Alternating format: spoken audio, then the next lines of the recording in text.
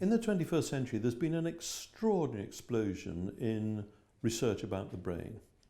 All over the Western world, increasingly in Japan and in China as well, neuroscience research labs are attracting huge sources of funds because this extraordinary 3.5 pounds of matter that resides in our skull is beginning to be a little bit more understood than it's ever been understood before, because we can begin to picture it. Now, the fact is that by and large, neuroscientists in their laboratories are not terribly interested in human beings. They're interested in the brain and the nervous system as a whole, how the brain connects to the heart and the gut, and how the gut and the heart send signals to the brain, and so on, and how that controls our behaviour.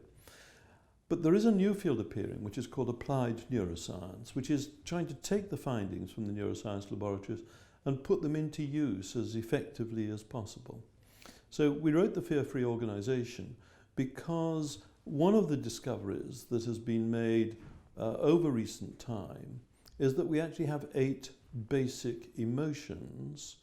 that the emotions combine in all kinds of ways to create our feelings, and that it's our feelings rather than our thoughts which create our behaviour. Because in order to make sense, we have to have something that creates the colouring that makes sense of things, and it's feelings that are underpinning and attached to all our experience, and what our thoughts seem to be doing is making sense of what our brain already knows. And so in the Fear-Free organisation, we've described how 2 different sets of emotions, one to do with escape avoidance and one to do with attachment, operate, how they're generated by surprise, and how they focus energy upon the strategic and operational goals of the organisation. And we think that's a new way of thinking about organisations.